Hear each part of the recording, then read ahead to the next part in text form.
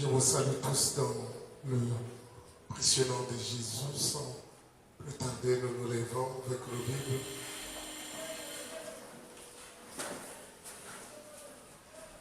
Nous sommes dans Éphésiens 4. Éphésiens chapitre 4.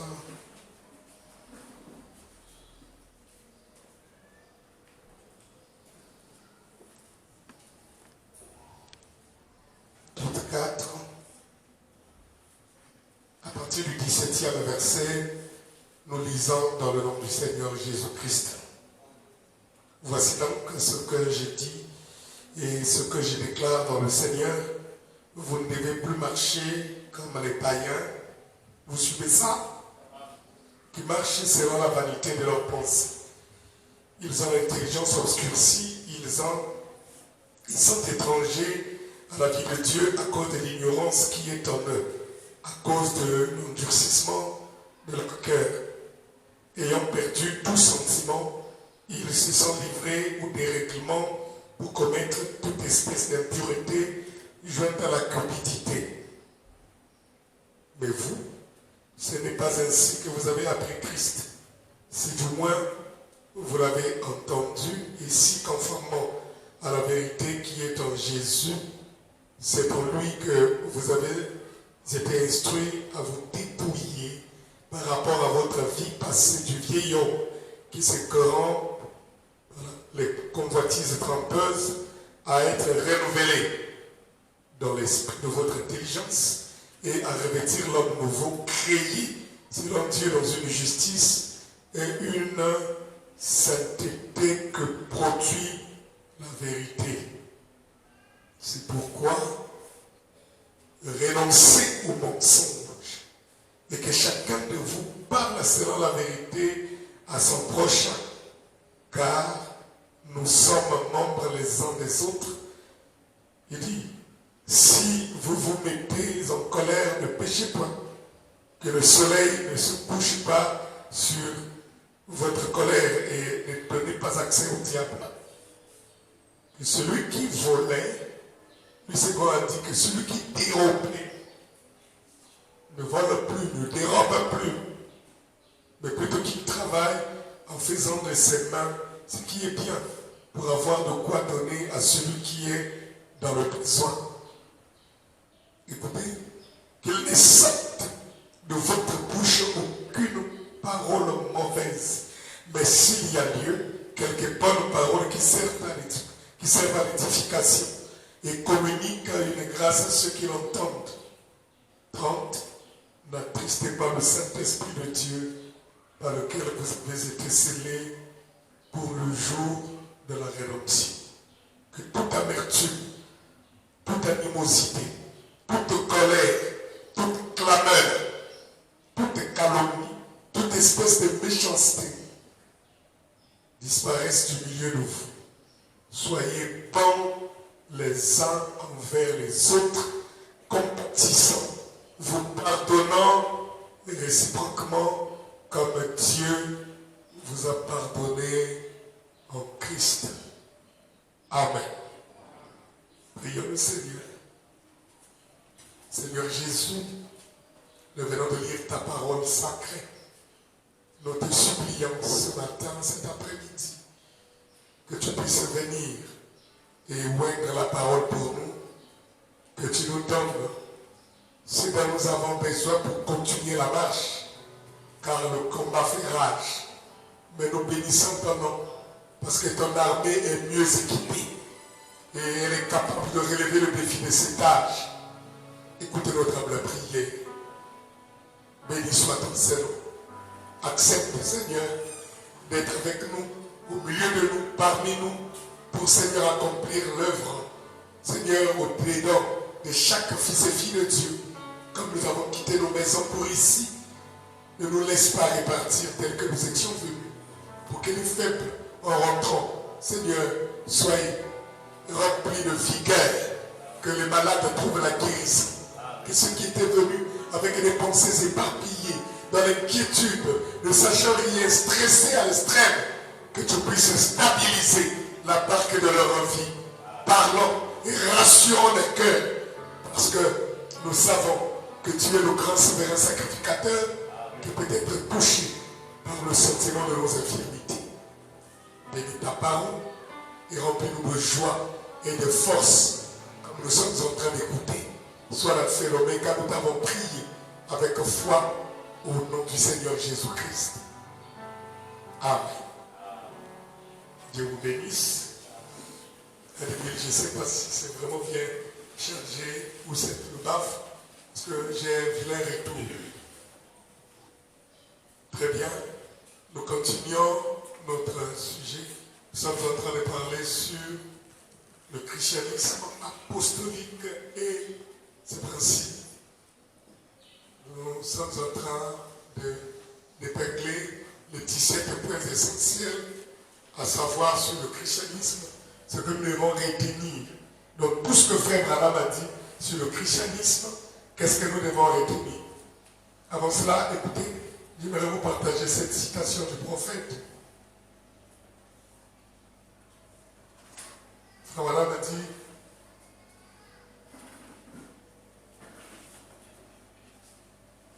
dans le sermon questions et réponses du 3 janvier,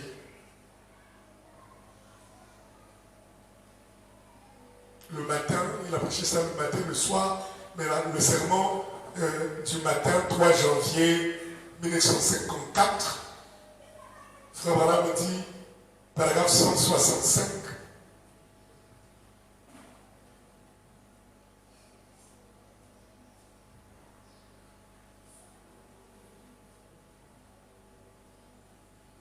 écoutez,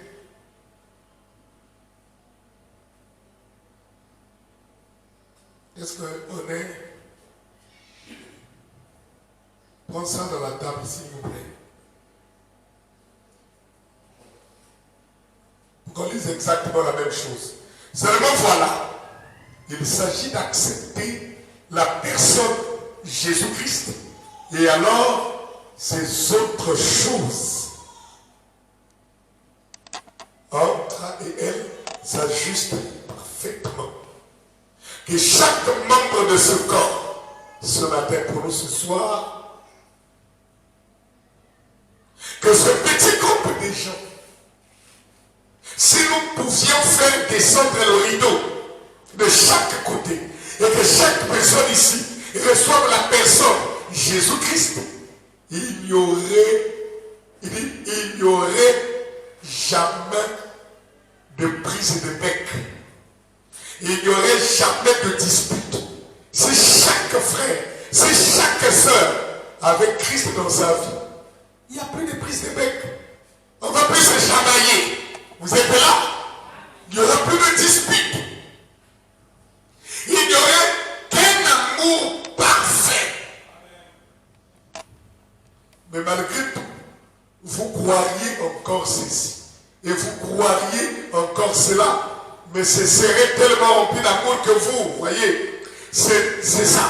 Or, Jésus a dit, c'est à leur fruit que vous les reconnaîtrez.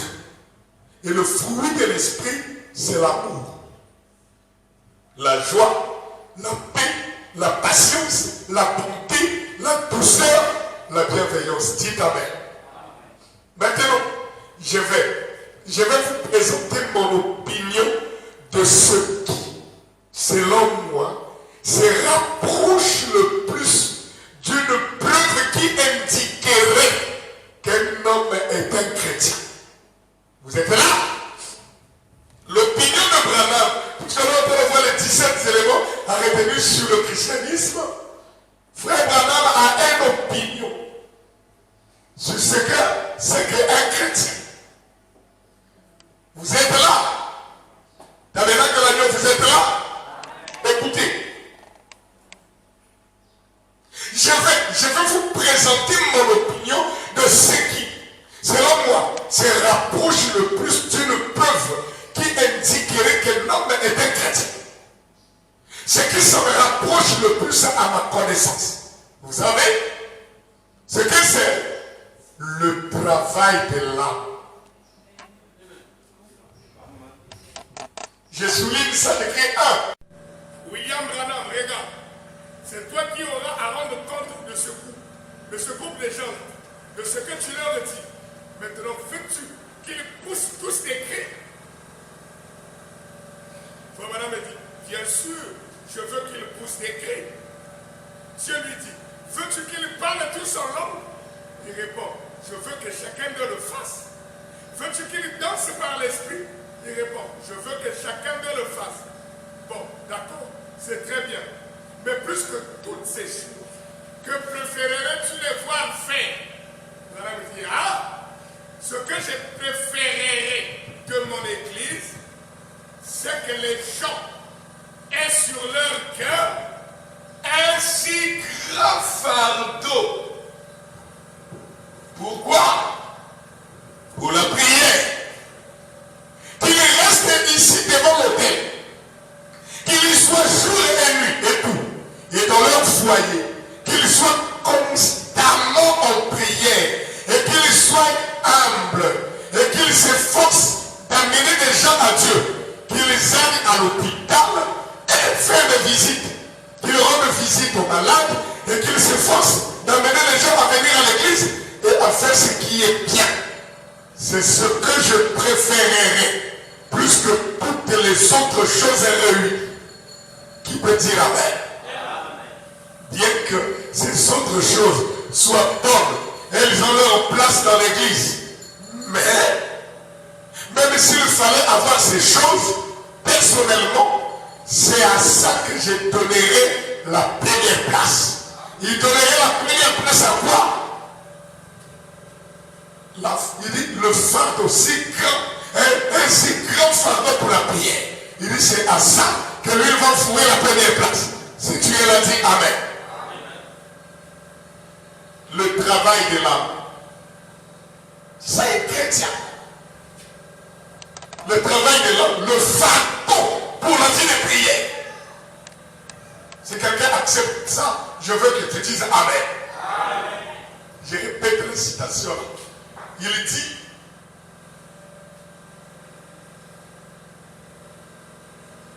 paragraphe 69, 169. Donc, si Dieu venait à Frère Branham pour lui dire qu'est-ce que tu veux que tu puisses avoir une église qui vous écrit, une église qui parle en langue, qui prophétise, une église des gens qui dansent à l'esprit, il dit tout ça c'est bien. Mais primo, s'il y a quelque chose qu'il voudra plus que tout ça, quelque chose à qui, où il donnera la première place, la primauté, il dit ce que je préférerais de mon église. Oui, je comprends. C'est que les gens aient sur leur cœur un si grand fardeau. Pourquoi? Pour la prière. Qu'ils restent ici, devant l'autel, qu'ils y soient jour et tout. Et dans leur foyer, qu'ils soient constamment en prière. Et qu'ils soient humbles. Qu'ils soient comment? Humbles. Et qu'ils s'efforcent d'amener des gens à Dieu. Qu'ils aillent à l'hôpital, faire des visites. C'est-à-dire qu'ils rendent visite aux malades et qu'ils s'efforcent d'amener les gens à venir à l'église et à faire ce qui est bien. C'est ce que je préférerais plus que toutes les autres choses réunies. Bien que les autres choses soient bonnes, elles ont leur place dans l'église. C'était paragraphe 169. Maintenant, 170, il dit, mais même s'il fallait avoir ces choses, personnellement, c'est à ça que je donnerai la première place. Je donne la première place à quoi?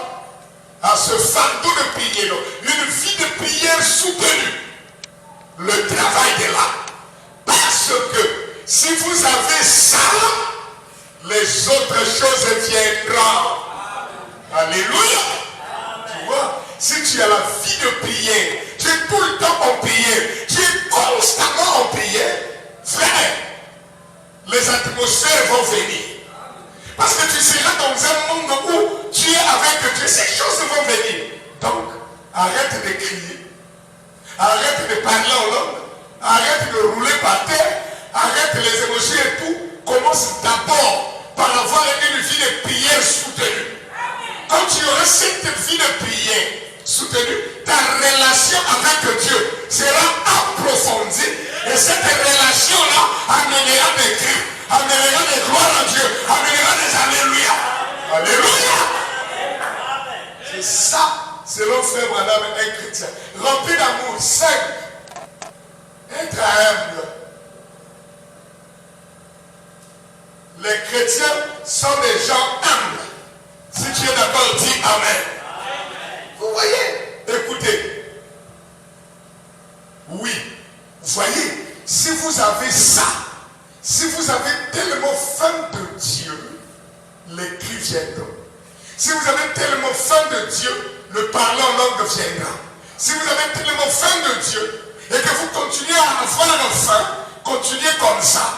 Or, si vous voyez que vous devenez indifférent, souvenez-vous bien de ceci.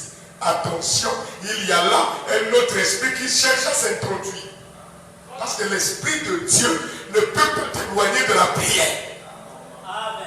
La prière, tu es tout le temps en contact avec Dieu. Ça allume en toi la faim et la soif de Dieu. Or, ces deux mots-là, avoir faim et soif de Dieu, c'est ça simplement, ça veut dire tomber amoureux de Dieu. Aimer Dieu. Quand tu aimes quelqu'un et que tu viens de tomber amoureux de ce garçon-là ou de cette jeune dame-là, il y a comme, je ne sais pas, si vous êtes déjà tombé amoureux dans votre vie, c'est comme un feu qui monte ici à l'intérieur. Et ce feu-là ne peut pas s'éteindre. Et ça ne s'éteint ou ça ne se contrôle que lorsque tu vois cette personne-là. Et là, tu te sens bien. Voilà pourquoi quand tu as faim et soif de Dieu, cet amour, c'est un grand feu. Ça t'amènera tout le temps à aller dans la présence de Dieu. Or, la seule manière pour toi et moi d'être dans la présence de Dieu, c'est lorsque nous sommes en train de prier. Donnez-moi la main. C'est lorsque nous sommes en train d'écouter la parole. Lorsque nous sommes en train de l'adorer, vous entrez dans sa présence. Et vous sentez que cette chose-là, c'est calme. Et vous êtes déjà arrivé à un moment, vous sentez dans votre vie, ce jour-là, c'est comme si tu ne vas pas prier, c'est comme si tu peux mourir. Ça t'assaille de tous côtés. C'est comme si tu t'approches pas de la prière, monter le corps 4 ans, tu peux mourir. Cette faim de Dieu, cette soif de Dieu. C'est pourquoi dans Ézéchiel chapitre 9, vous verrez que lorsque les anges de destruction sont envoyés par devers Dieu pour entrer dans la ville et de frapper, la Bible dit, on leur avait dit de frapper toute la ville, jeunes et vieux, femmes et hommes, vierges ou pas vierges, de décimer les gens. Mais avant ça, il fallait qu'il y ait un messager qui était sur un cheval, un cavalier qui avait l'inscription sur la ceinture. Et lui devait d'abord sillonner la ville et il devait apposer sur le front des gens la marque de Dieu sur ceux qui nuit et jour étaient en train de pleurer, de gémir à cause des abominations qui se commettaient dans le pays. Frère Madame dit, et Ézéchiel 9, Dieu a montré quel est le caractère ou le comportement de ceux qui vont recevoir le sceau de Dieu dans les derniers jours. C'est ça, ceux qui ont faim et soif de Dieu. Ils pleurent, ils gémissent à cause des saletés qui se passent dans ce monde. Il ne peut pas rester indifférent. Il ne peut pas rester éloigné de la prière. Branham dit, quand vous devenez indifférent, faites attention. Il y a un autre esprit qui cherche à s'infiltrer. L'esprit de Dieu, quand ça vient dans une vie, ça vous amène dans une relation profonde avec Dieu. Et cette relation, vous l'obtenez dans une vie continuelle de prière. Donnez-moi un amen. Elle va commencer à te trouver bizarre. Vous causez avec les gens, après un moment, toi tu disparais. Quand Dieu te chercher, on trouve que tu es à genoux en train de prier. Et le croyant ordinaire va dire, oh, frère, là, la soeur avait montré quoi? C'était la soeur la plus spirituelle. C'est pas ta faute. C'est une soif ici. C'est une faim à l'intérieur. Donc tu ne peux pas dérober. Tu ne peux pas t'en passer de ça. C'est tellement fort que tu es obligé d'obéir à ça. C'est ça un chrétien. Restez là devant Dieu, dans l'humilité, virgule, l'âme en travail. soyez simplement, ayez, virgule, à la bonne manière au ciel.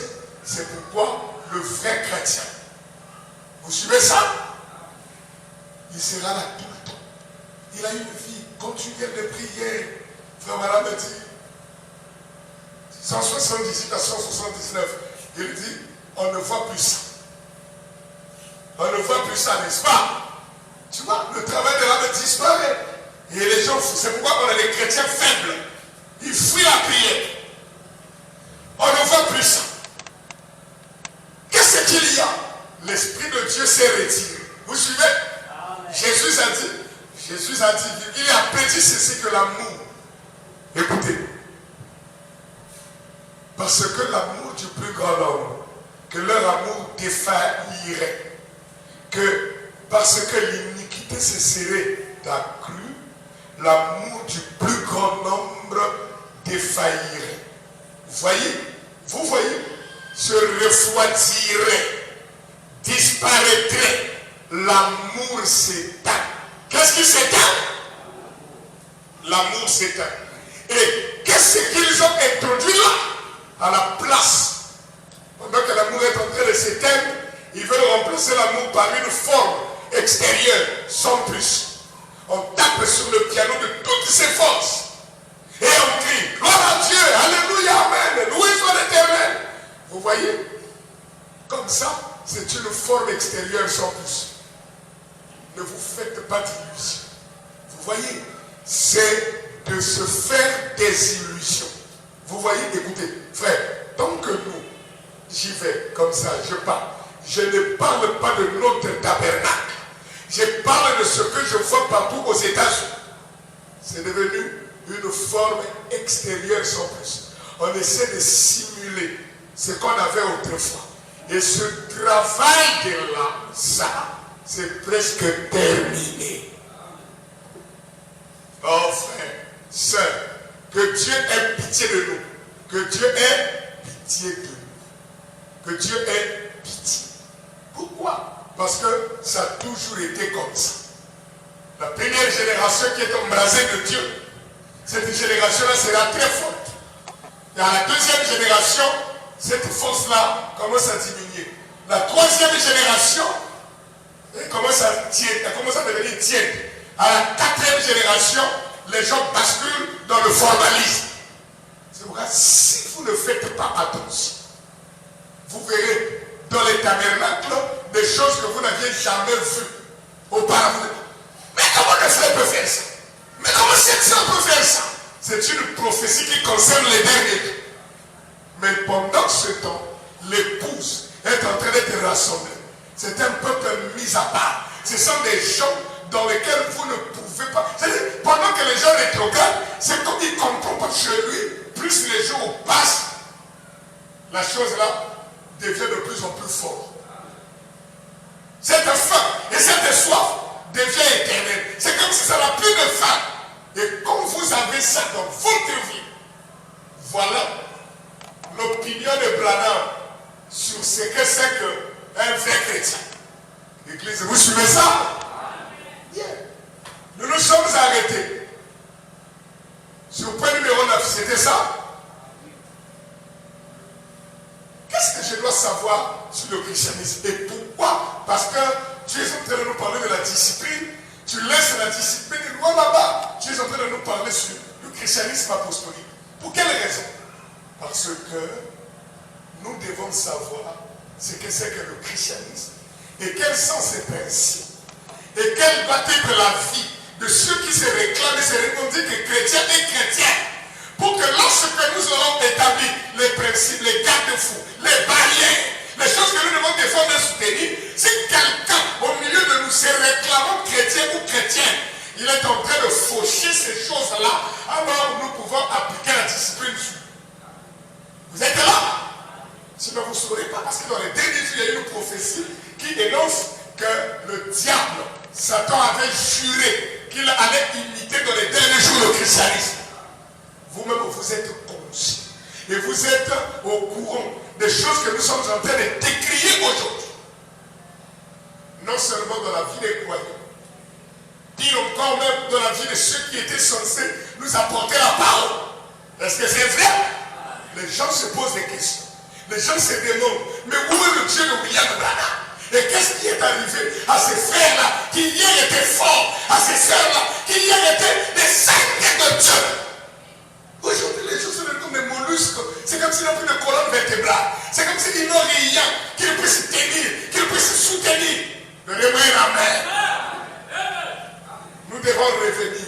Voilà pourquoi Dieu nous a envoyé Malakika un retour à l'église apostolique pour avoir un vrai fondement solide. Je veux écouter un amen.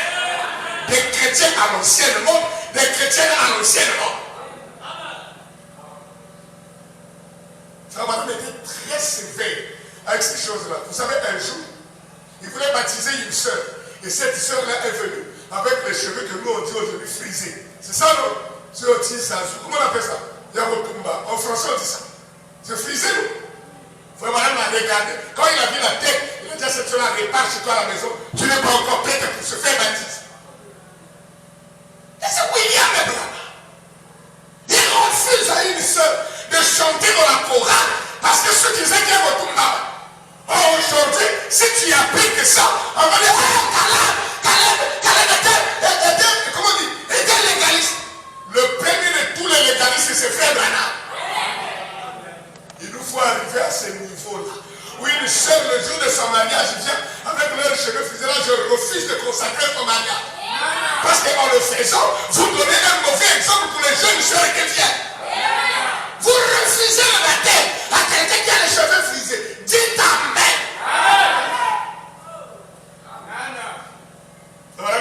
Le laisser se répercute dans l'église parce qu'il y a un gars qui est dur de la chair qui est faible. Voilà pourquoi les sœurs s'habillent comme elles veulent, elles se coiffent comme elles veulent. C'est comme si le Dieu de Branham ne s'est pas exprimé au sujet de ces choses. Vous voulez le vrai christianisme? Ok, écoutez. Frère Branham, point numéro 10. Le christianisme, ce n'est pas se propulser en avant et chercher à défoncer cet homme-ci. C'est plutôt reculer et prendre la dernière place. Vous voyez, laisser l'autre passer. C'est ça le christianisme. Frère Madame nous montre que le christianisme, le vrai christianisme, c'est que toi, tu donneras toujours la première place à l'autre. Et toi, tu prendras la place qui suit. Tu ne te propulseras jamais devant. Écoutez, monsieur, nous voudrions voir Jésus prêcher mardi le 12 janvier, le 12 novembre 1963, paragraphe 78. Donc,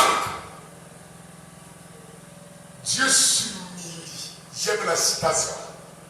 Dieu fait quoi? C'est Dieu s'humilie. Alors, Dieu là, paragraphe 78, Dieu s'humilie. Écoutez, donc Dieu s'humilie.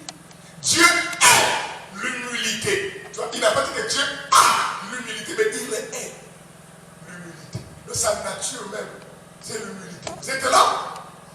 L'homme qui peut s'humilier est en route vers le haut. Celui qui s'exalte lui-même est toujours en route vers le bas. Donnez-moi la main. Nous devons donc nous souvenir que vous, le christianisme, ce n'est pas se propulser en avant et chercher à défoncer cet homme-ci. C'est plutôt reculer et prendre la dernière place. Que quelqu'un me donne la main. Vous voyez? Laisser l'autre passer. C'est ça le christianisme. Humiliez-vous.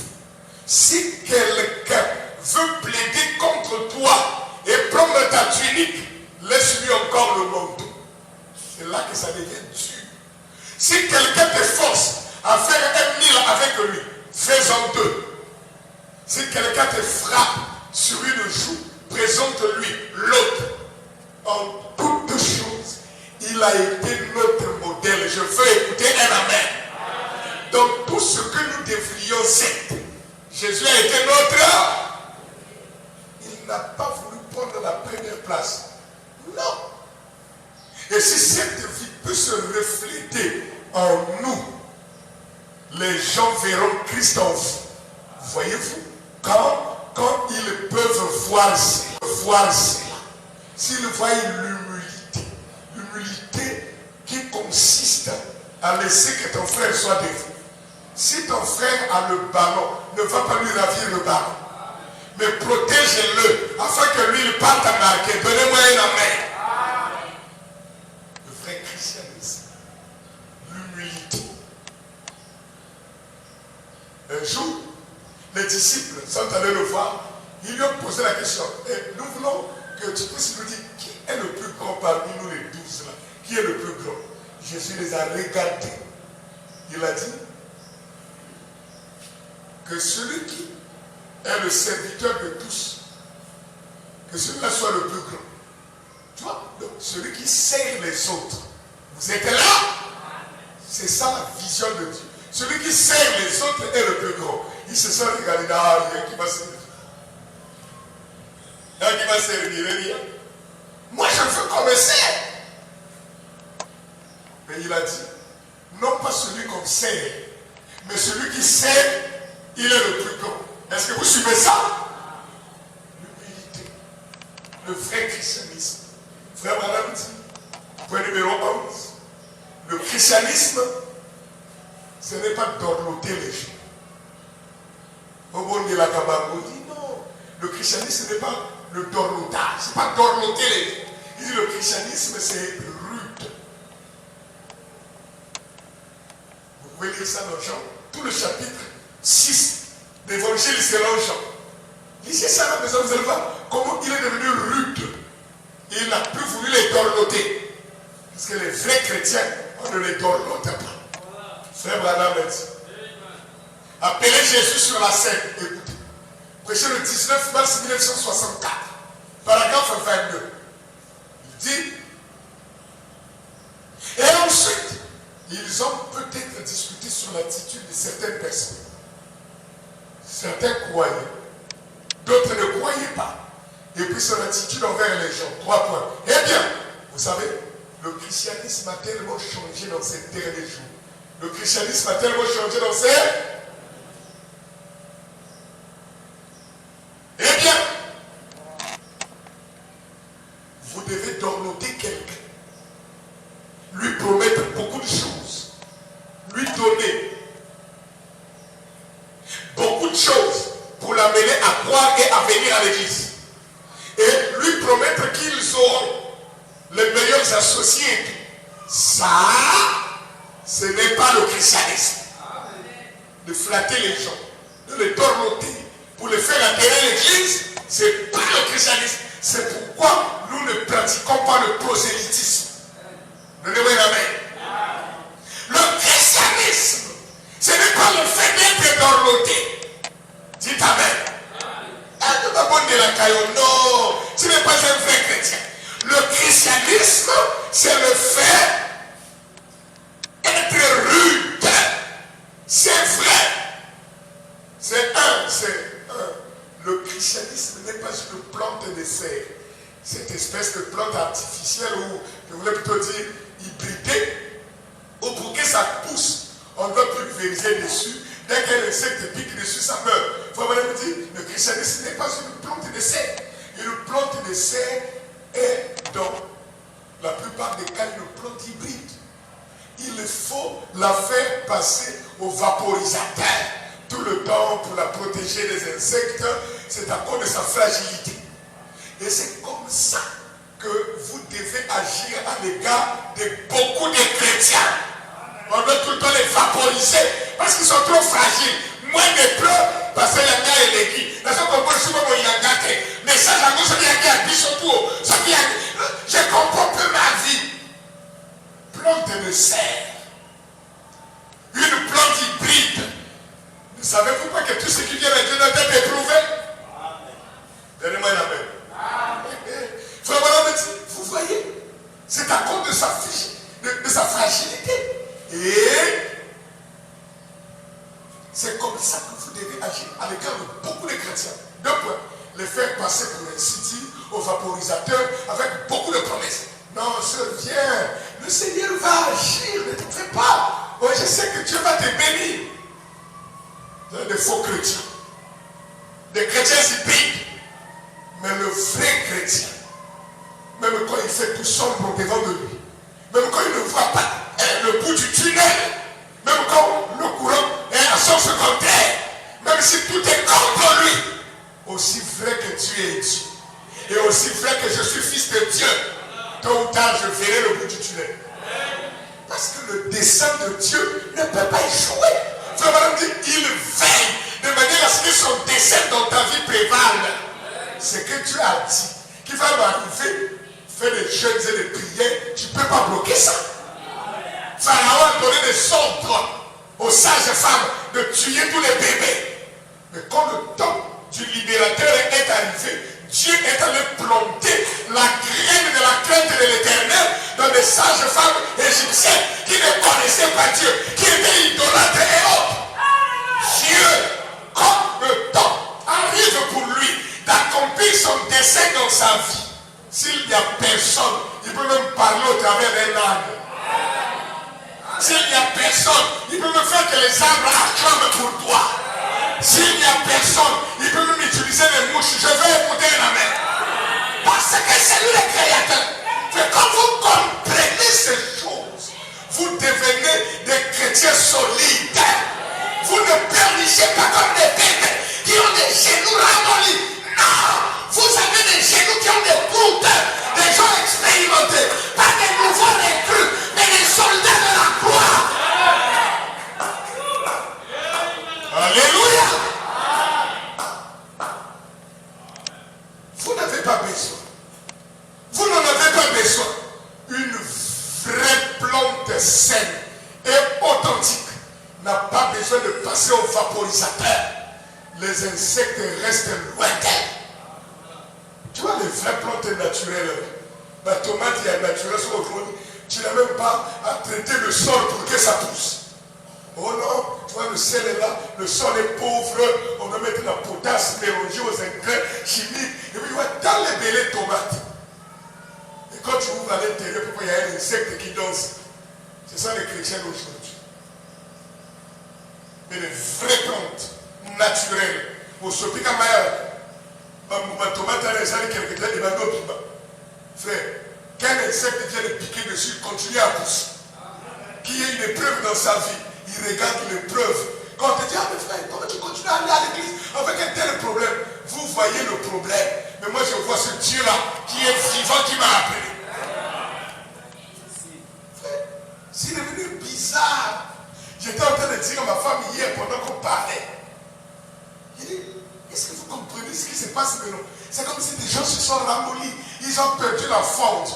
Il suffit que Dieu bénisse un frère. Tu vois, même les gens qui prient comme ça, c'est information. C'est comme si notre Dieu ne peut pas élever. C'est comme si notre Dieu ne peut pas bénir. Et surtout quand si ce frère-là, parfois, il est arrivé, vous dites, oh non, parole est mon Koufi. Au moins, d'aller à Koufi. Voilà comment. Si Job était en cet âge, donc il sera un grand maître. De 32 degrés ou 33. Parce que Job, le même jour, tous ses enfants sont morts. Tous ses biens éliminés, tout. Et il était frappé par une misère terrible. Et il s'est assis sur un tas de sang en train de gratter avec un caisson. Tout le monde a regardé. Ah, Job a ça impact. Si c'est aujourd'hui. Et après un moment là, pouf, Dieu l'a béni 7 fois. Vous deviez dire quoi? Ce qui est malheureux, c'est que ce sont des pasteurs qui disent. Donc vous voyez Caleb là. C'est-à-dire qu'il est parmi les rares jeunes pasteurs. Tu vois, il est entré. Il est entré où? Mais vous m'avez vu entrer où? C'est que vous aussi vous êtes là-bas. Comment vous m'avez vu entrer? Frère, c'est qu'ils ne savent pas. C'est que moi je suis en train de délivrer des gens qui étaient dans la formation. Je prie pour eux, je les délivre. Ma femme est témoin. Comme le beau-frère du pasteur Germain. Il travaillait, je ne sais pas quoi, là, dans un truc là-bas, comment on appelle l'agriculture, on a fait là, en cours, comment on appelle ça? Village quoi? Les juifs qui étaient là, ils ont donné, et toi, on a dit, tu signes ici, c'était 4. 3 ont accepté de signer. Il a dit, ok, je vais d'abord aller lire, l'autre, il faut signer. Et c'est un juif qui était là. Quand il arrive chez lui, il ouvre, il a vu des devises. en héros, et puis comment les francs CFA, avec des pièces, toutes pièces neuves là et tout ça. Et avec un formulaire, il a vu le logo de la franc-maçonnerie, il a eu peur, il a remis l'argent là à l'intérieur, tout jusqu'au dernier, à la dernière pièce, il a fermé l'enveloppe kaki avec un fil qui fait comme ça. Et il va là-bas, il remet au blanc là. Le blanc dit, jamais personne ne va résister. On va voir, on l'a retiré du boulot sans qu'il ait fait un gaffe. Et là, à l'époque, j'habite ici, 158 bis rue Mé. Et leur église, c'était à côté ici. De là où vive le couple à Waïbo, quelque part là, on descend. Et c'était lui le conducteur des chants principal. La nuit, la veille de notre jeudi pour vendredi, il était au salon. Je ne sais pas qu'il n'arrivait pas à dormir. Il arrive au salon, il s'assoit. Frère, la maison qui a des grillages, comment on appelle ça, les anti-moustiques, les grillages là, les grilles, c'est ça non? Et puis les nacos. Donc il est en face, comme ça, il voit un chat, un gros chat potelé, un gros chat noir potelé. On entend le regarder comme ça. Et plus le chat là le regardait, il devenait faible. Frère, non, le nom de Jésus est puissant. Le nom de Jésus que vous êtes, c'est pas moi, quand quelqu'un blague autour de ce nom-là, je me lève, je m'en fous. Je ne peux pas rester là. On tient ma boque, on a un Nicolas comme moi, je me lève, je m'en fous. Donnez-moi la permission de prêcher. Il n'arrivait pas, le livre de Consigne était juste devant, même pour lever la main et prendre, il n'arrivait pas. Il a dit, Jésus, pas avec ses lèvres, mais dans son cœur. Quand il a dit, Jésus, le chat là a sauté pour venir vers lui. Il n'a pas vu notre direction. Et puis il a vu seulement les nacos là se sont cassés les vitres. Mais la toile anti-moustique là ne s'est pas perforée. Mais le chat a disparu. Le matin, les après-midi, il va à l'église. Pendant qu'ils sont en train de chanter à l'église, c'est lui qui conduit les gens, il est tombé. Donc le conducteur des chants qui conduit après, pouf, il s'évanouit. Ils ont prié pour qu'il revienne. Zéro. On l'a soulevé, on l'a amené à la maison.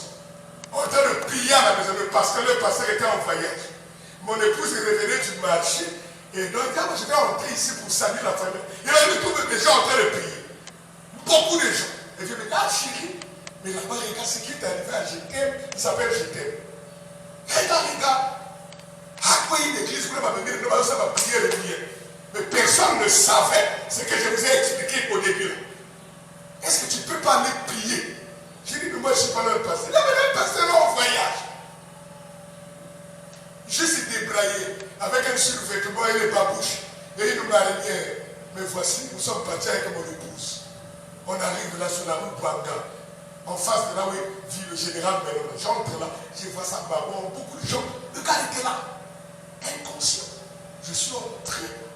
J'ai regardé, il n'y avait pas la vraie foi. Excusez-moi, je dis la vérité. Les gens qui étaient là n'avaient pas la foi, ils avaient peur. Et ils ne criaient pas parce que, oh non, c'était l'onction, mais les cris là, ils avaient juste peur. Je les ai tous chassés. Je les ai mis dehors. Je me suis enfermé. J'ai dit, fermé à l'extérieur. Lui et moi. Je me suis agenouillé. J'ai parlé, pas prié. J'ai parlé. Et puis quand j'ai imposé le coup, il a ouvert les yeux. Je l'ai dit, qu'est-ce qui se passe, frère? Il m'a expliqué ce que je vous ai dit là. Comment le blanc m'a défié. Le chat noir qu'il avait vu. J'ai dit, ok, viens ici, mets-toi à genoux. J'ai imposé les mains. Jusqu'aujourd'hui. Il est en vie. Il travaille, il a appris de voir. Sa maman ne connaît pas ça. Ses parents ne connaissent pas ça. Je n'ai jamais expliqué ça. On l'a attaqué là-bas. Et Dieu m'a utilisé pour qu'il soit délivré. Bon, après moi là, je vais dans la franc-maçonnerie. Si je puis chasser cet esprit, c'est que celui qui est en moi est plus grand que celui qui est dans ces choses-là. C'est vrai, je me dis tout le temps, c'est pas la blague. S'il y a quelqu'un ici qui est dans ce truc-là, essaie un peu de me tenter, essaie. Et lance un peu ton truc-là, tu vas voir comment je vais te bloquer tout de suite là. Parce que Dieu est Dieu. Les gens n'ont plus la foi d'aujourd'hui. Il suffit que Dieu bénisse quelqu'un. Assimi. Donc tous ici, vous allez voir sur ma prière. Dieu va vous élever tellement, vous deviendrez tous des francs-maçons. Quand on te dit tu es franc-maçon, ils ont trop moqué, ils ont trop moqué. Ça c'est des rétrogradés. Moi, fils de William Abraham. Alors, on va te dire, si tu veux garder le poste, s'il fait démission. Envoie pas son âme. L'âme que tu entends là, l'âme que tu écoutes là, vaut 10 000 morts. Tu es un créateur. Alors, tu vas rentrer dans un faux système. Et ça me faisait un génie. Tu vois comment les gens sont. Mais Dieu ne peut plus bénir quelqu'un. Non. Si Dieu ne peut pas t'élever, alors finalement, le Satan était plus grand que Dieu. Hein? Oh, les païens sont bien. Tu te moques de toi-même. Plante de sein. Si tu es cette véritable plante naturelle, frère, on ne va pas te donner. Venir à l'église, ça ne sera pas des exhortations, faites des promesses. Non. La chose qui conduit à aller à l'église, c'est tout au-delà de toi. C'est ça le vrai christianisme. Donnez-moi une amen. Frère, voilà dit 12. Le christianisme n'est pas une dénomination. Ah, j'aime ça. Le christianisme n'est pas un groupe de gens. Le christianisme, c'est une personne. C'est Christ. Et vous êtes son sujet. C'est grave. Le christianisme, ce n'est pas un groupe de gens. Oh non, non, c'est faux. Le christianisme, c'est Christ. Donc, c'est une personne, Christ. Et toi, tu es son sujet. Et il utilise le mot sujet pour montrer que ce Christ-là est roi. Et vous basculez dans l'empire messianique. Il vous donne des ordres et vous les exécutez parce que vous êtes sujet de ce royaume. Un vrai chrétien ne fait plus sa propre volonté. Christ identifiait le même dans toutes les générations. Quel titre? Christ identifiait le même dans toutes les générations. Prêché mercredi le 15. Le 15 avril 1964. Vraiment dit, nous en avons diverses versions. Ce que nous appelons le christianisme. Mais il n'y a qu'un seul christianisme. Tu vois, il y a diverses versions de ce qu'on appelle le christianisme. Si tu vas dans les chèques humanistes, on écrit ici le véritable christianisme par son envoyé spécial Simon Kimba. C'est écrit là dans leurs églises au début, à même très. Ah! Bon après, maintenant, comment Simon Kimba nous devient Dieu?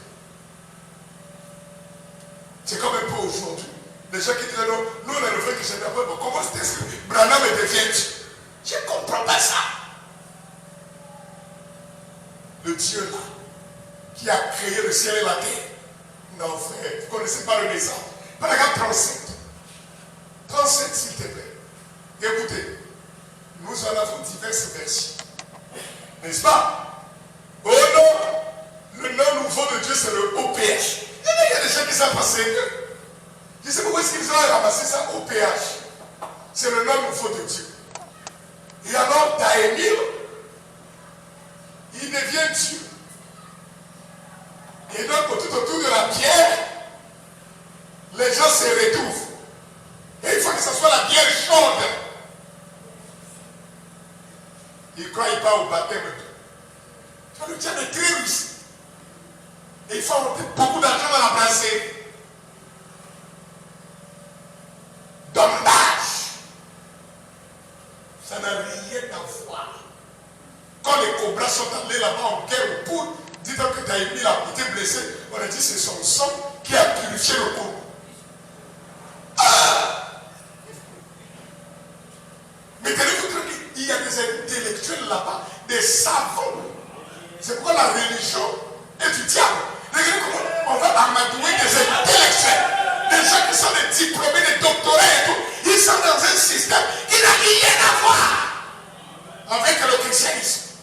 Frère, écoute. Nous en avons diverses versions.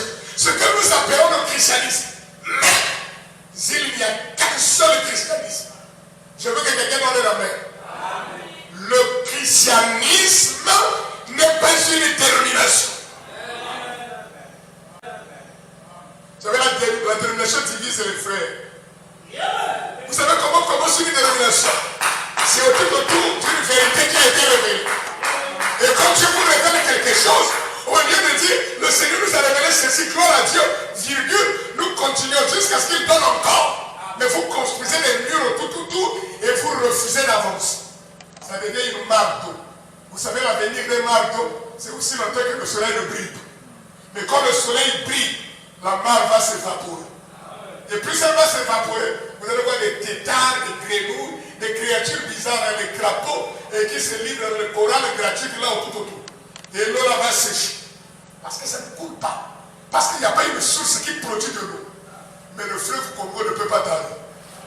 Il y a une source au départ là-bas, ça propulse l'eau. Est-ce que c'est vrai?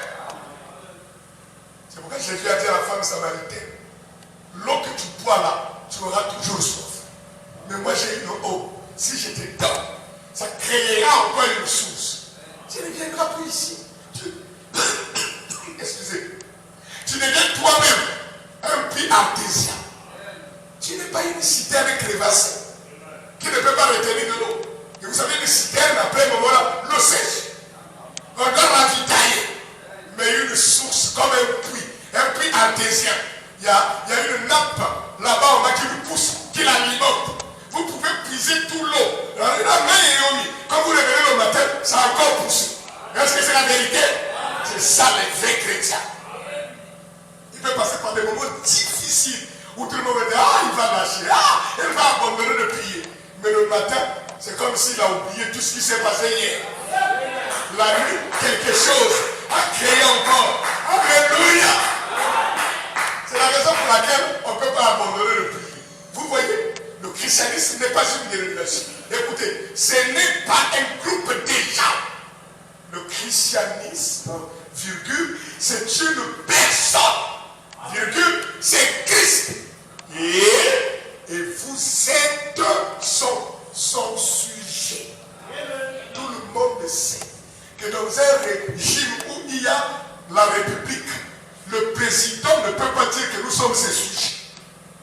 Cette expression-là, quand vous êtes mes sujets, ça s'explique que quand on a un royaume ou un empire, donnez-moi la main. Et si les habitants de la comté deviennent des sujets pour le roi, et ici, si c'est Christ, c'est lui le christianisme, et vous êtes son sujet, alors lui est le roi. C'est pourquoi beaucoup de gens aiment que Jésus soit leur sauveur, pour les sauver du péché seulement. Ça va nous dire, après qu'il ait été votre sauveur, vous devez aussi l'inviter pour qu'il devienne votre Seigneur. Qu'il ne soit pas seulement ton sauveur, mais qu'il soit Seigneur dans ta vie. Et que ce soit lui le gouverneur. Hein? Comme le Portugais dit, le gouvernador. Donc c'est lui qui vient régner. Il est maître absolu. Il n'y a pas de démocratie dans ta vie. Il n'y a que Christ qui est élu pour un mandat éternel. Et quand c'est lui qui gouverne, Satan n'a plus de place. Le diable n'a plus de place. Frère, vous devenez un sujet du royaume. Et quand vous êtes le sujet du royaume, vous êtes assujetti à l'Esprit de Dieu. Christ en vous, l'espérance de la gloire. Si j'échoue, c'est moi avec Dieu. Si je gagne, c'est Dieu avec moi. Et quand même j'échoue, quand Dieu me regarde, il sait que je n'ai pas échoué. C'est pourquoi frère Branham me dit, un vrai soldat de la croix, même s'il culbute, il ne reste pas là. Il se relève, il continue le combat. Ils ont été formés sur un faux christianisme. Le christianisme les amène à croire qu'ils vivent, ils réussissent à cause de leurs efforts humains. Frère, nos efforts, peu importe ce que tu peux faire, ta bonté ne peut pas t'amener au ciel.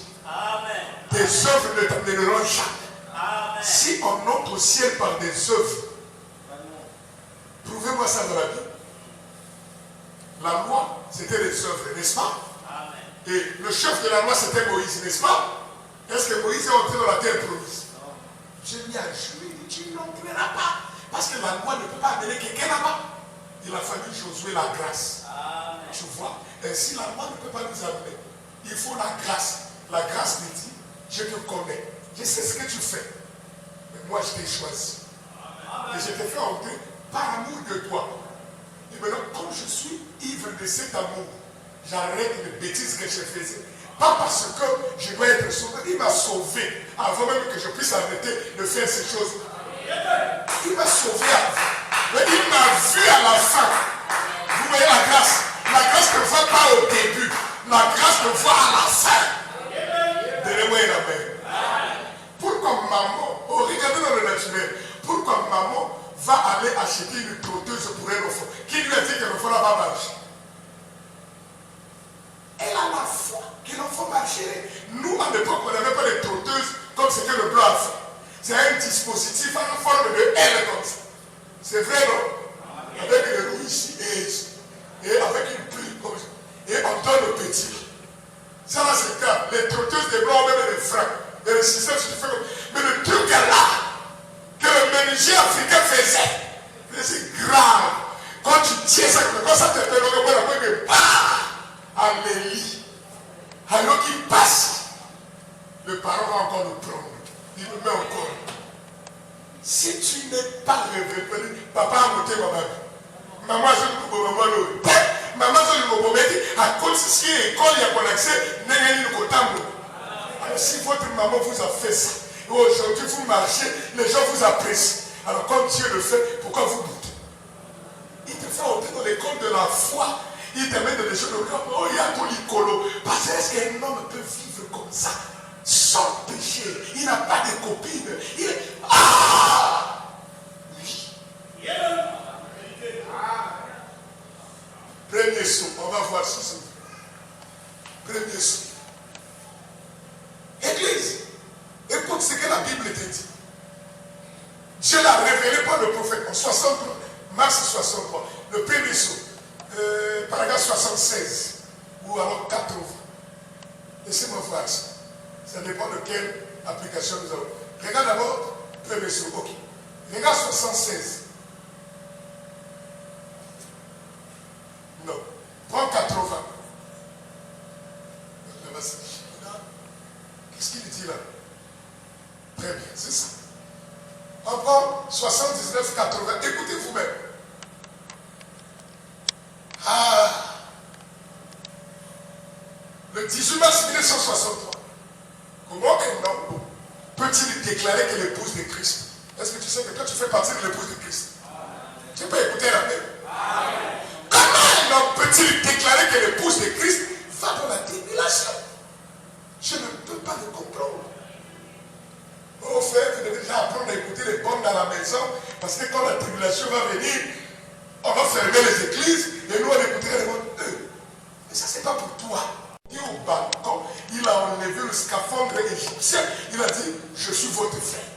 Donc Jésus ne peut pas se faire connaître aux Juifs jusqu'à ce que l'épouse soit enlevée. Quand les frères là étaient en train de paniquer, mais comment nous parlons, on ne connaît pas. Comment il nous amène ici, dans le grand hall? Bon, Siméon, on l'avait déjà enfermé. Est-ce qu'il va pas nous mettre en prison? Ils sont dans la tribulation. Ils sont dans l'angoisse. Ils ne savent pas. Comment ils sont en train de gérer ça? À se mettre au palais en train de se l'épouser. Pourquoi? Si tu fais partie de l'épouse de Christ, tu ne passes pas par la tribulation. Quel est cet homme qui épouse sa femme, lui mettre un chéri? Un chéri, le lit n'a pas été arrangé. Mets-toi un chéri jusqu'au matin. Ça ne va pas chez toi. Tu ne connais pas ce que c'est qu'une femme. Donnez-moi un amen. L'épouse de Christ, comment on peut croire ça? Elle va dans la tribulation. Je ne peux pas le comprendre. Moi non plus, c'est là. Vous voyez, elle est emportée loin de la tribulation. Donnez un amen. Si l'église a été jugée, s'ils se sont jugés eux-mêmes et qu'ils ont accepté le son, alors comment, écoutez, comment Dieu peut-il juger un homme qui est parfaitement, totalement sans péché? Vous allez dire, non mais frère, non, un homme comme ça n'existe pas. Vous dites, une personne comme ça n'existe pas. Branham te répond, paragraphe 80. Chaque croyant né de nouveau, vrai croyant, donc qui a le travail de l'âme, la vie de prière, faim et soif de Dieu, la parole, est en œuvre pour Dieu, il se sacrifie. Quand il y a l'œuvre de Dieu, il se met rempli d'amour.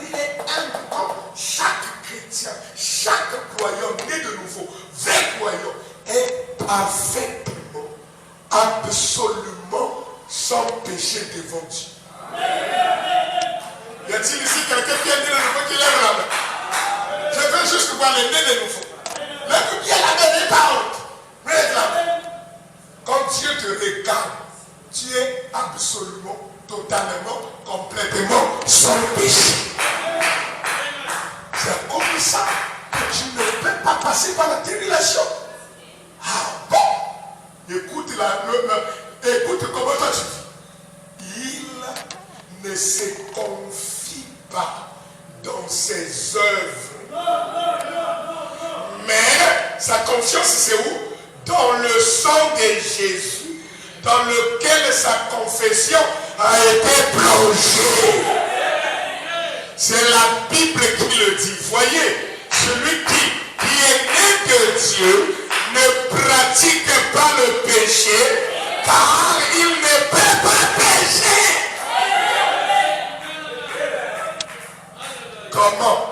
Comment pouvez-vous considérer un homme comme un pécheur quand le décolorant du sang de Jésus-Christ se tient entre lui et Dieu? Ce sang-là, il disperse le péché au point qu'il n'en reste plus rien. Voyez, comment ce sang pur de Christ peut-il laisser passer un seul péché? Il ne le peut pas. Alors Jésus a dit, soyez donc parfaits comme votre Père Céleste est. Et comment pourrions-nous avoir ne serait-ce que l'idée d'être parfait? Pourtant, Jésus l'a exigé. Et si Jésus l'a exigé, il doit en fournir le moyen. Et il l'a fait. Le moyen, c'est quoi? Son propre. Et qu'est-ce que le sang? C'est le message de l'homme. Si vous avez le message, vous avez le sang. Et je vais secouer les faibles. Plus tard, Branham va dire, l'épouse est le sang en esprit. Donc, quand vous devenez vous-même le sang, frère, dans le naturel, essayez d'imaginer que toi tu es condamné et tu dois être jugé. Et tu es toi-même ton juge et ton avocat. Et tu es même le procureur. Le procès là, son issue c'est quoi? C'est ça avec nous. Le juge est notre avocat. Et l'avocat est notre procureur. Comment va-t-il prononcer la sentence contre quelqu'un qui est couvert par son propre sang, alors que sa loi a lui-même dit que quand ils sont couverts du sang, ils sont sans péché. Tu vois, non? Tu ne te fies pas sur tes œuvres, mais tu t'appuies sur ce que Christ a fait pour toi. C'est ça le secret du christianisme. C'est-à-dire un sacrifice parfait, reconnu, accepté, agréé. Et moi, toute ma vie, toute ma foi, j'ai fondé ça dans l'œuvre achevée de Christ au Calvaire. Donnez-moi un amen. Et son nom à lui revient sur vous. Et quand son nom revient sur vous, sa nature vous influence. Et quand sa nature vous influence, sa vie entre vous. Et quand sa vie entre vous, ça produit ses propres œuvres. Vous n'avez pas que le nom, mais vous avez aussi la nature. Parce que c'est sa vie qui fait de nous des chrétiens. Donnez-moi un amen. Paragraphe 199 de la foi parfaite. Écoute ce qu'il dit. Ça va aider quelqu'un. 199. Comme qui le dit. 199. Écoutez. L'église est là. Ça, ce n'est pas pour des faibles hybrides. Les plantes hybrides là. Il n'y en a pas ici.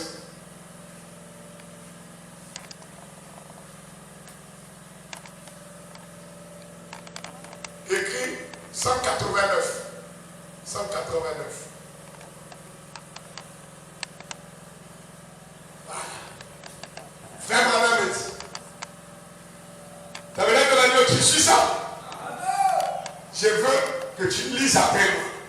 Je suis votre frère. Oh, tout le monde, s'il vous plaît. Je suis votre frère. Alors, je veux que tu dises à quelqu'un, tu le regardes, tu dis, Frère Branham est notre frère. Dis ça à quelqu'un. Birakosi, n'oublie pas. Monsieur Yéléchal, n'oublie pas mon frère. Frère Branham est notre frère. Tout le monde est d'accord? Est-ce que c'est quand même qui a fabriqué ça? Frère Branham est notre. Il n'est pas notre Seigneur. Dis Amen.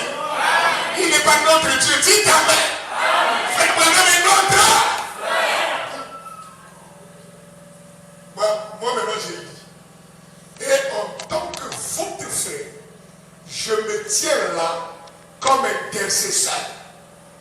j'essaye de mon mieux de vous porter devant Dieu. Et je suis debout maintenant, juste devant le trône blanc. C'est grave. Les dénominationnels et les pentecôtistes, ils attendront le trône blanc à la fin, après le millénium. Mais nous, on a un frère qui, pendant que nous sommes sur la terre, il se tient devant le trône blanc. Qu'est-ce qu'il fait? Pointant mon doigt vers ce sacrifice sanglant. Alléluia.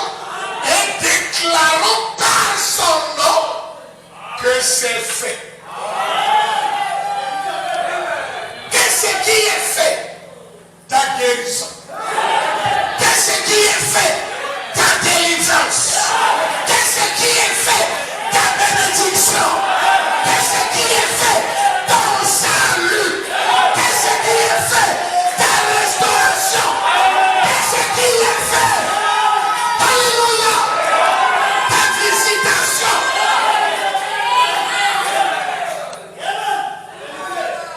Que c'est pourquoi cela doit arriver.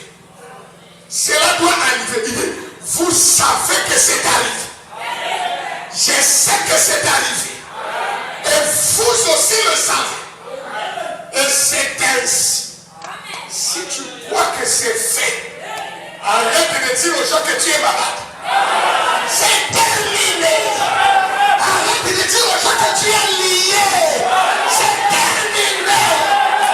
Même si tu n'as pas assez de foi pour monter jusqu'à cet cadre-là, je peux utiliser ma foi pour te réclamer. Parce que Dieu m'a donné une commission. Et vous faites partie de cette commission. Alléluia. Frère Branham a dit Amen. Maintenant écoute. Il chante. Le chant le plus doux. Jamais chanté. Le grand médecin est ici maintenant. Le camp bâti sans Jésus. Le Saint-Esprit aime le cantique là. Et sachez, chanter au Branham et Tabernacle, le Saint-Esprit est descendu dans la salle. La sœur Gertie a levé les mains. Pour ne pas que la note se coupe, le Saint-Esprit est allé s'asseoir sur le piano. Et il a continué. Le plus doux chant des cieux la fin. Le plus doux nom jamais chanté. Le plus doux chant jamais chanté. Jésus béni soit Jésus. Le Saint-Esprit s'est mêlé des adorations des hommes. N'a pas voulu que l'adoration se coupe. N'a pas voulu que la note fasse défaut. S'il est entré jusqu'à jouer la musique sur un piano mécanique pour ne pas que la note fasse défaut, je parle du vrai piano qui est d'avant. Ne peut-il pas descendre ce soir pour qu'il puisse prendre là où toi tu t'es arrêté, pour qu'il puisse ouvrir là où tu ne peux pas ouvrir, pour qu'il puisse passer là où tu ne peux pas passer, pour qu'il puisse vivre là où tu ne peux pas vivre, afin qu'il puisse faire là où tu ne peux pas faire. Qu'il descend ce soir. Alléluia. Gloire à Dieu.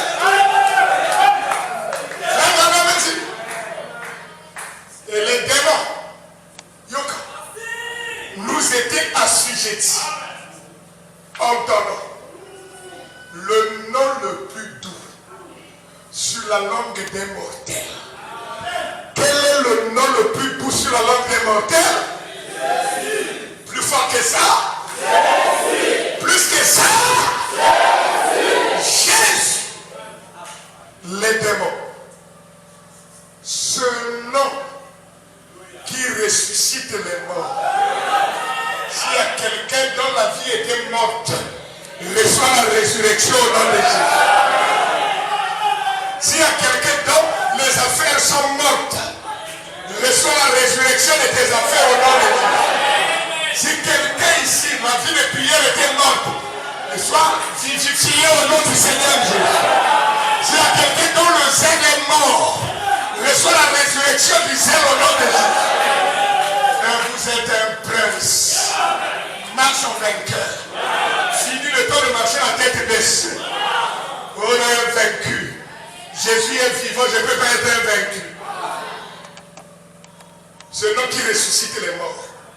C'est l'homme qui guérit les malades.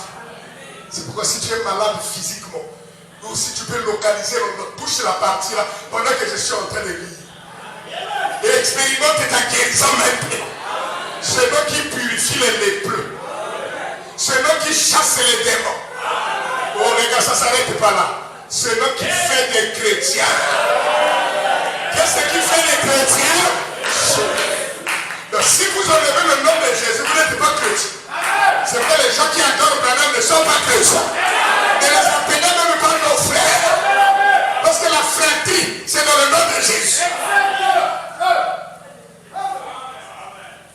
Je demande la permission de prêcher. La fratrie et de frère, c'est dans le nom de Jésus. C'est celui qui fait des chrétiens. Qui peut dire amen? Il n'y a pas d'autre nom sous le ciel.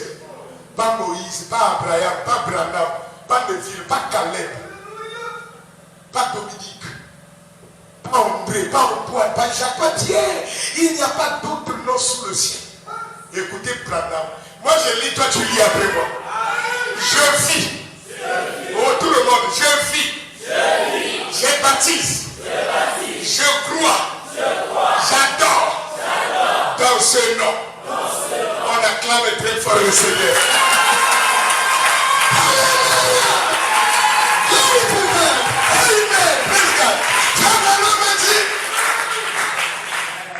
Il vit dans le nom de Jésus.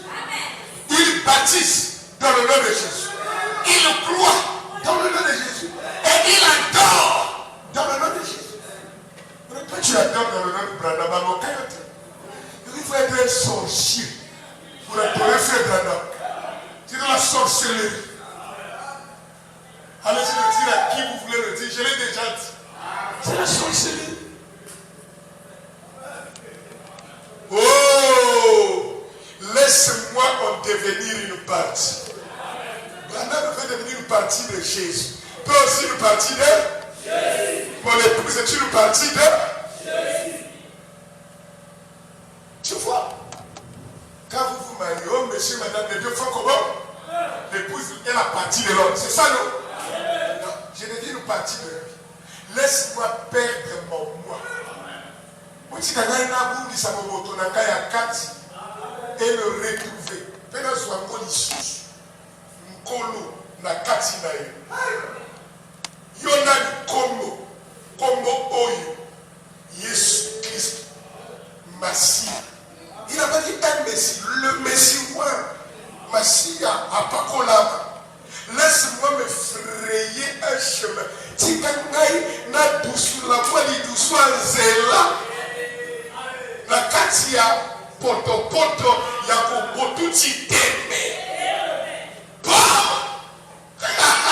Enfin, oh, affichez ça s'il vous plaît. Afin de refléter la beauté de Jésus-Christ. Pour Natalisa qui toque. Il y a Jésus-Christ. Le même hier, aujourd'hui et nous savons qu'il est le même hier, aujourd'hui, éternellement. C'est dans tous les détails. À l'exception de son corps physique. L'alpha et l'oméga, c'est pareil. Le commencement et la fin, c'est pareil. Le Jésus de l'Est et le Jésus de l'Ouest, c'est un. Qui peut dire Amen? Tu vois, le trône blanc, quelqu'un nous l'a pointé. Et il a déclaré que c'est terminé. Donc quand je dis que je suis malade, c'est par incrédulité. Je dis que Dieu n'agit pas dans ma vie, c'est par incrédulité. Parce que nous avons des promesses, et je peux les agiter et Abraham a vu Isaac 25 ans avant qu'Isaac ne vienne. Et il a commencé à vivre comme si Isaac était là. Est-ce que la sémence royale d'Abraham est ici? Alors, qu'est-ce que tu attends? Cette chose-là, amène ça maintenant. Et vis comme si tu es là. Et tu vas voir, ça va se matérialiser. Donnez-moi la main. Ce matin, le diable est en train de me dire, dis seulement, on va faire une prière. On va faire une prière parce que tu ne peux pas prêcher. J'ai commencé à rire. Mais tu ris quoi? Après, j'ai souri. Il dit, Satan, tu ne m'as pas encore vu. Tu vas voir. Et je me sens comme un jeune homme de 16 ans en train de crier du haut de la chair. C'est vrai qu'il Satan, la foi voit ce que toi tu ne connais pas. Tu vois, c'est dans la Bible, le diable croit mais il tremble. Les enfants du diable croient mais ils tremblent. C'est-à-dire que leur foi n'a pas de fondation. Moi, Jésus a tout fait pour moi. Frère, rentrons un peu dans la logique des Congolais, où le petit frère, où le grand frère va, il avait déjà eu le bac. Mais il peut changer le nom, il prend le nom du petit frère et il va dans une salle de classe et il fait le bac de son petit frère.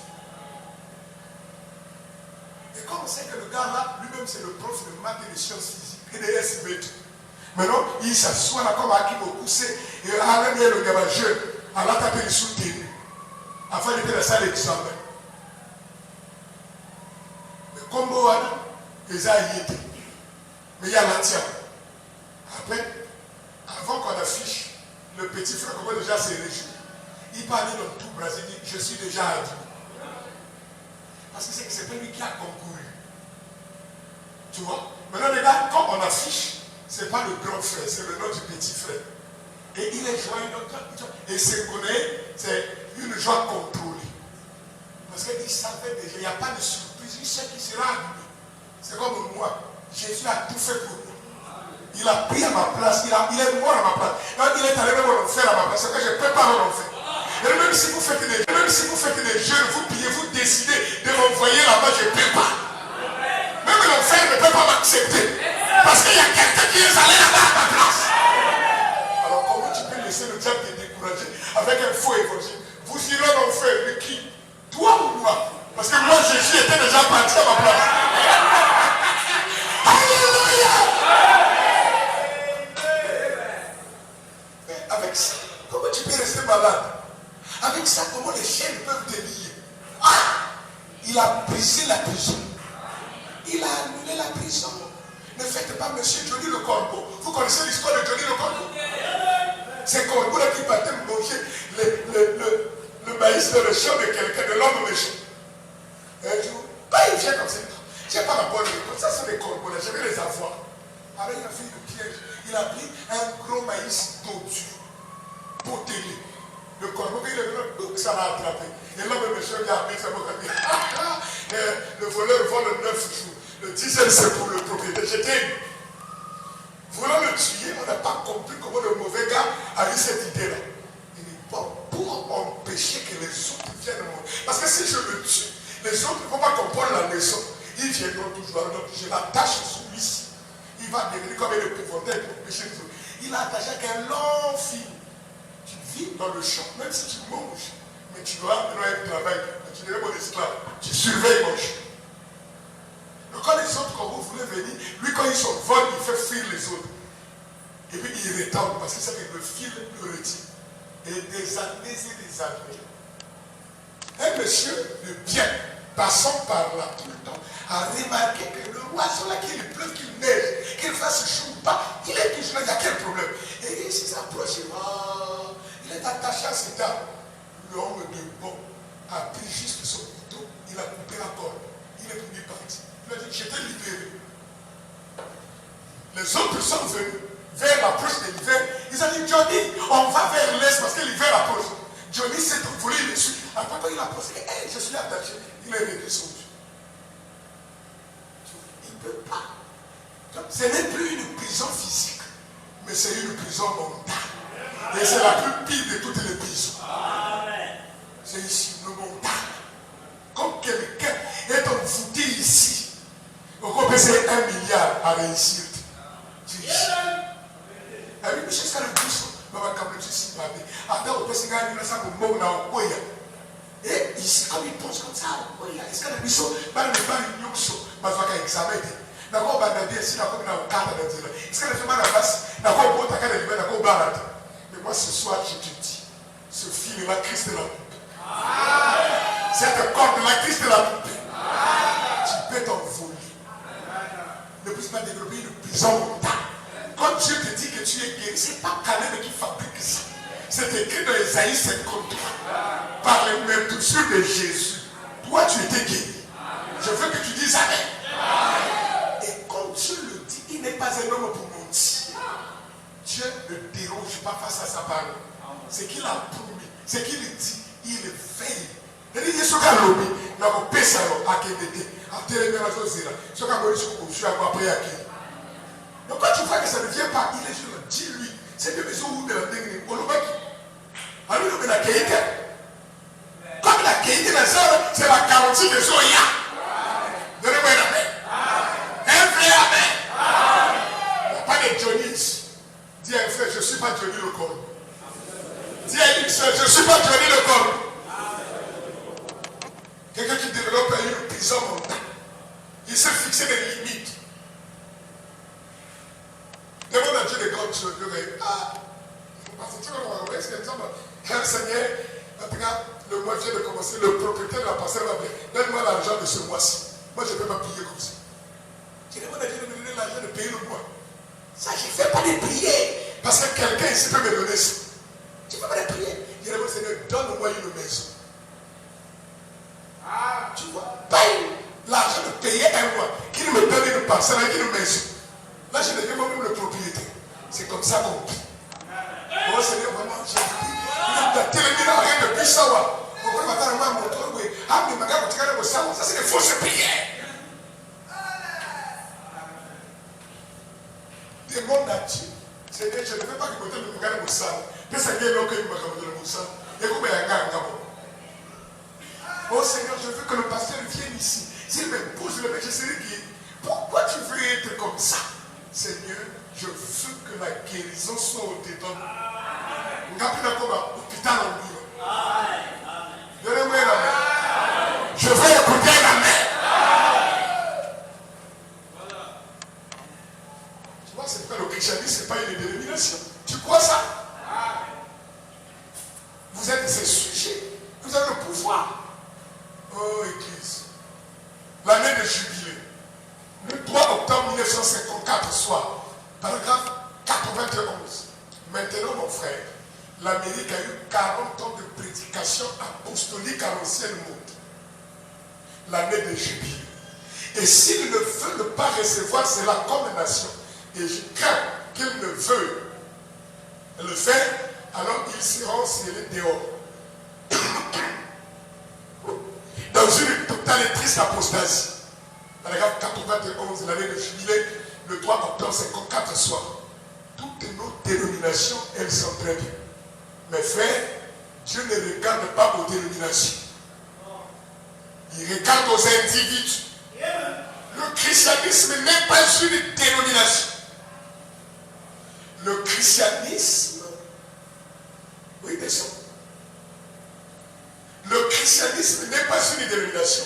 Le christianisme, c'est la vie qu'un individu vit. Donnez-moi un amen. C'est ça le christianisme. C'est une dénomination, on va vous coincer dans 4 murs d'une église. Et vous êtes obligé de porter des uniformes vert blanc comme les kimbanguistes, bleu foncé et blanc comme les missionnaires et les protestants. Nous, c'est pas ça. Quand tu peux prier, ah, papa, c'est là. Eh, c'est là, papa.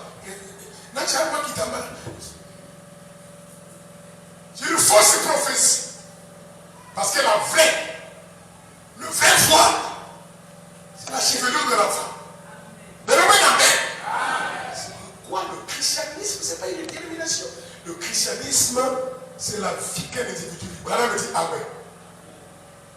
13. Frère, voilà, me dit, le christianisme n'est pas la beauté de l'extérieur. Oh, c'est celle de l'intérieur. C'est-à-dire la tranquillité, la paix, la parole d'un esprit tranquille et paisible, qui est d'un grand prix devant le Seigneur. C'est ce que nous désirons chez la femme et chez l'homme.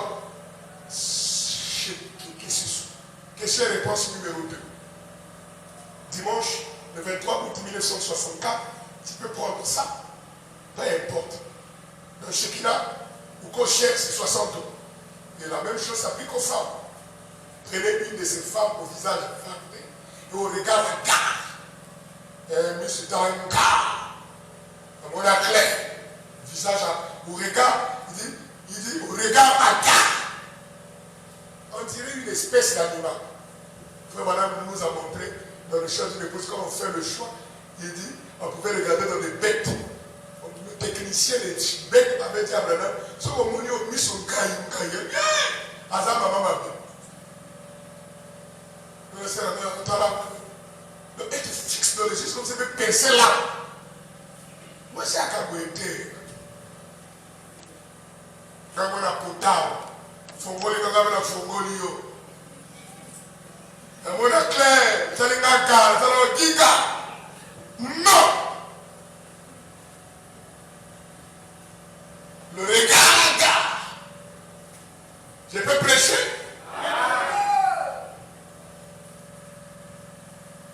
Il dit, on dirait une espèce d'animal.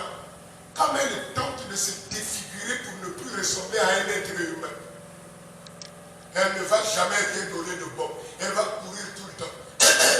Et le christianisme n'est pas la beauté de l'extérieur. Donnez-moi un amen. Est-ce que tu lis ça là-bas?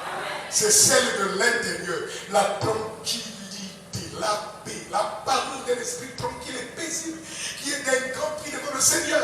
C'est ce que nous désirons trouver chez la femme et chez l'homme. Chez qui que ce soit. Tu peux dire amen à ça? Tu crois ça? J'ai terminé par ceci. La dernière citation d'aujourd'hui. Influence, l'influence. Le 3 août 1963, le soir. Quand on a prêché l'influence, plusieurs fois, plus de 12 fois comme ça. Mais samedi, le 3 août 63, j'ai mis la dernière citation pour que vous partez réfléchir à la maison. Quand nous allons revenir le jeudi, on continue à partir du point essentiel numéro 14. Est-ce que ça va être en train de vous aider? L'influence. Samedi 3 août. 3 août, tu es au troisième mois. Août, c'est loin. 3 août 1963, le soir. Paragraphe 22 et 23. C'est par là qu'on va s'arrêter aujourd'hui.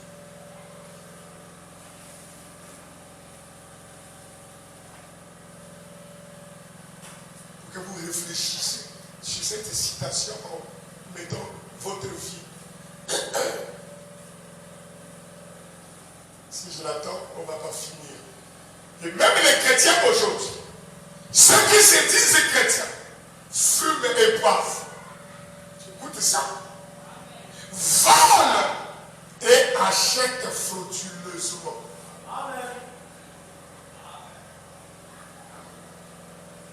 Vous savez, avant, il y a des Libanais qui viennent dans vos maisons ou dans les rues comme ça, dans les taxis.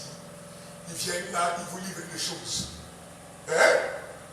Vous pouvez laisser machine à laver, vous pouvez laisser micro-ondes, tapis, télévision, écran plasma, et après dire non, bon, il définit un moratoire avec vous pour venir prendre par échéance.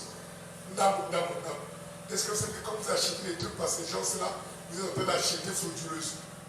Parce que c'est un flux en avant, parce que les gars là font ça pour ne pas créer des boutiques, pour ne pas payer l'impôt, les taxes et autres. Et ce manque à gagner là, c'est vous qui comptez. J'ai acheté ça et elle vient me dire, parce que quand tu fais ça, les gens ne payent pas les taxes. J'ai dit, mais pourtant c'est vrai. Depuis ce jour-là, quand ils viennent, je dis, non monsieur. Parce qu'on ne peut pas acheter frauduleusement. Donnez-moi la main. Quand les gens sont allés faire des achats, ils ont une montation. Après ça, qui 5 000, maintenant ici, mon nom, après ça, qui 10 000. Elle dit, hey, ça va prendre un bateau ça. À pas c'est le fond. C'est une épreuve. Dieu veut que tu pas te remettre la monnaie. Parce qu'un chrétien honnête. Un chrétien est intègre.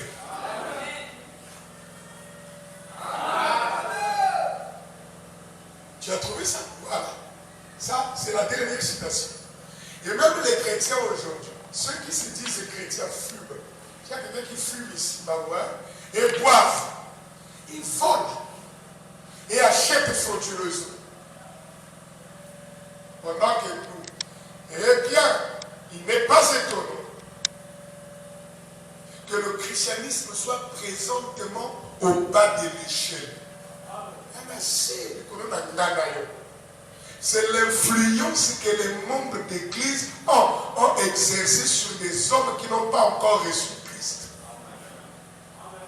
Les hommes veulent conserver leur témoignage tout en menant n'importe quel genre de vie. Il fait des bêtises, mais il continue à dire que c'est un croyant du message de Branham. Alors les païens, les gens de Branham vont changer. Dans la soeur de Bagouad, à côté, il y a ma star. Dans la frère de Bagouad, à Bagouad, dans ta service. Tu vois, moi, et le message, c'est nous qui représentons dans ce message. Mais c'est pourquoi le Saint-Esprit est une nécessité impérieuse dans cet âge. Le Saint-Esprit est une nécessité impérieuse dans cet âge. Parce que c'est lui qui mène votre vie. Et c'est grand. Ta vie à toi qui mène ça. C'est le Saint-Esprit qui mène ta vie. S'il n'est pas là, c'est pourquoi tu vis comme tu vis là. C'est une nécessité impérieuse dans cet âge, le Saint-Esprit. Parce que c'est lui qui mène votre vie. Vous ne menez pas cette vie de vous-même. Donnez-moi un appel. C'est Christ en vous. Après que vous avez donc reçu le Saint-Esprit. Et s'il n'a pas la prééminence sur votre vie, alors rappelez-vous bien, vous n'avez pas reçu le Saint-Esprit. En effet, s'il est en vous, il mènera sa propre vie. Donnez-moi un appel. Vous ne vous appartenez plus. Tu vois, tu deviens sujet. Élu roi dans le royaume que tu formes. Vous êtes mort et votre vie est cachée en Dieu par Christ et scellée par le Saint-Esprit. Il n'y a donc pas du tout moyen pour vous de vous appartenir ce que vous étiez. Qui peut dire Amen? Qui peut dire un puissant Amen? Est-ce que tu as retenu quelque chose? Que le Seigneur notre Dieu vous bénisse. Alléluia. Mets-toi debout. Nous allons continuer jeudi pour terminer les 17 points essentiels à savoir sur le christianisme. Pour que le dimanche, on commence maintenant à voir les principes. On va voir comment l'amour est un principe, comment la vérité est un principe, et comment si tu te dis chrétien, tu te dois véridique. Franc, on va dire tout ça. Honnête, intègre, loyal, fidèle. Un chrétien, un vrai chrétien. Branham nous a dit, c'est celui dont dans la vie on trouve le travail de l'âme. N'est-ce pas? La prière, le travail de l'âme. La faim et la soif de Dieu, la parole, l'amour de Dieu fait qu'il soit affamé et assoiffé de Dieu. Il est tout le temps à l'œuvre pour Dieu. Il est rempli d'amour. Et il est humble. Ici, parce que Dieu aime l'humilité. Avec nos yeux fermés. Je veux que nous puissions chanter. Je me réjouis nuit et jour